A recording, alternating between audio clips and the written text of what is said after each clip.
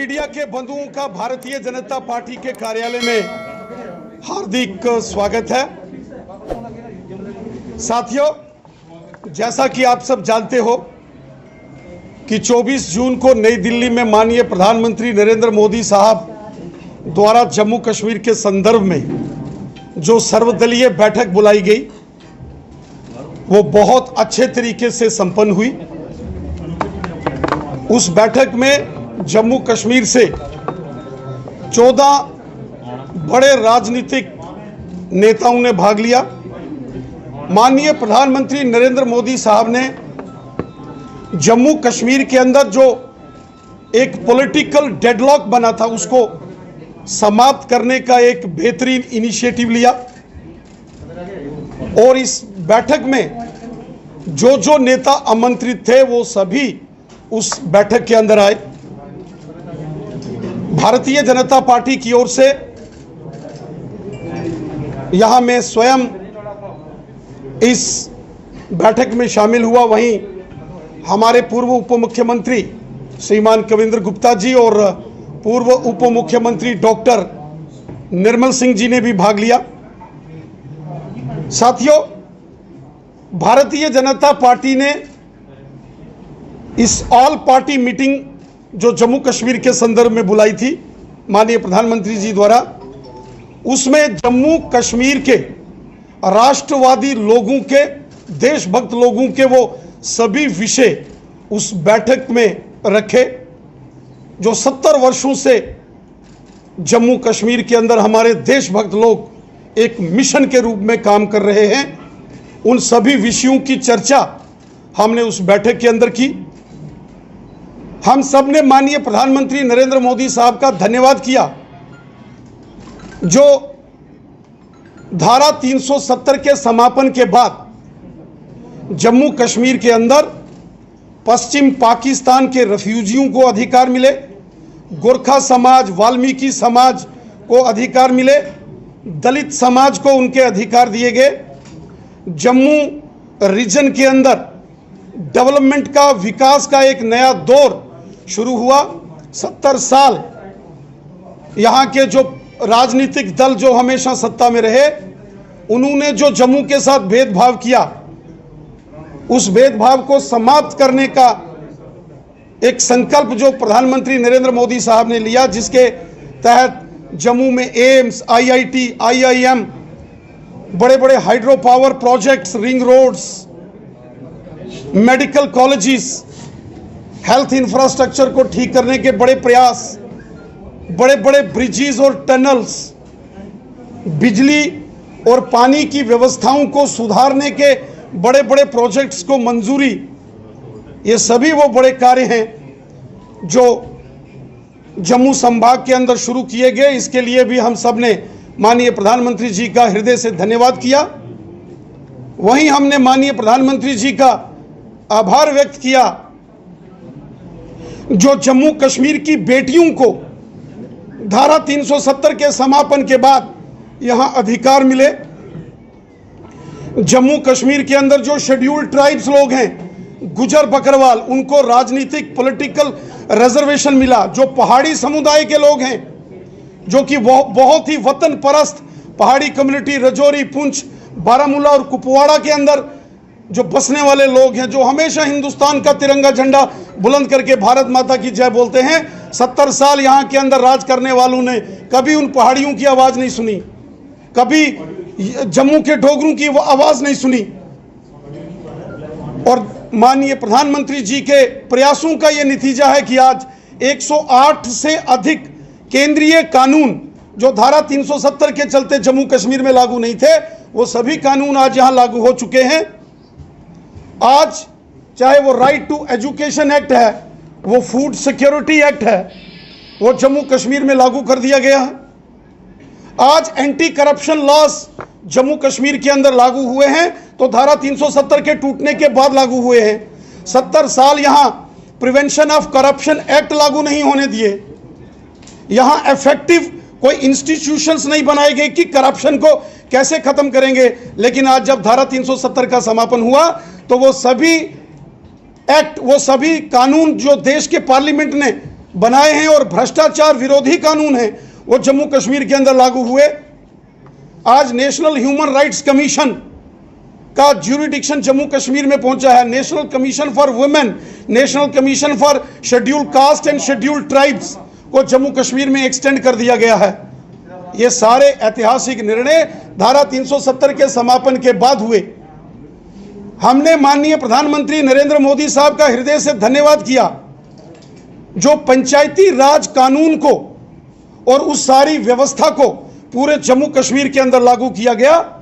पूरे देश के अंदर पंचायतों को अधिकार थे, ब्लॉक समितियां थी, जिला परिषदों का गठन था, लेकिन 70 साल धारा 370 के चलते जम्मू कश्मीर में पंचायती राज सशक्तिकरण नहीं होने दिया।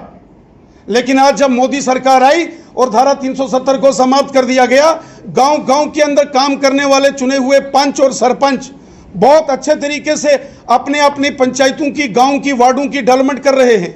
बहुत अच्छे तरीके से बीडीसी के चेयरमैन, ब्लॉक समितियों के अध्यक्ष अपना कार्य कर रहे हैं और बेहतरीन तरीके से जो district development council DDC members जो जीते हैं, जो जिला परिषदों का गठन पूरे जम्मू कश्मीर के अंदर हुआ है, उसके लिए हम सब ने माननीय प्रधानमंत्री जी का हृदय से आभार व्यक्त किया।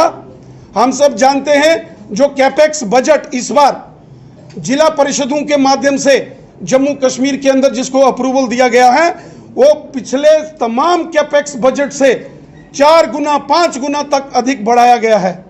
इस सब के लिए हमने माननीय प्रधानमंत्री नरेंद्र मोदी साहब का हृदय से धन्यवाद किया। साथियों, जहां इस बैठक में सभी राजनीतिक दलों के नेताओं ने अपना अपना पक्ष रखा, भारतीय जनता पार्टी ने जम्मू कश्मीर के देशभक्त लोगों की एक मजबूत, सशक्त और बुलंद आवाज बनकर सारे विषय हमने इस सर्वदलीय बैठक के अंदर रखे।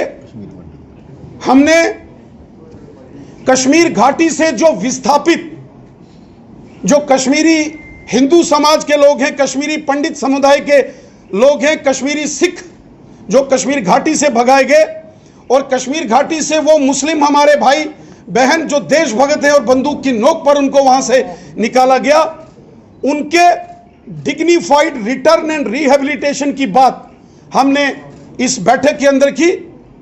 हमने माननीय प्रधानमंत्री जी से निवेदन किया कि एक कमेटी का गठन किया जाए, एपेक्स कमेटी हो, एपेक्स बॉडी, जिसमें कश्मीरी पंडित समुदाय और सिख समुदाय के जो कश्मीर से विस्थापित कुछ प्रतिनिधियों को रखा जाए और कश्मीरी हिंदू समाज, कश्मीरी पंडितों की सुरक्षित और साथ सम्मान कश्मीर घाटी वापसी पर चर्चा करके रोड मैप तैयार किया जाए।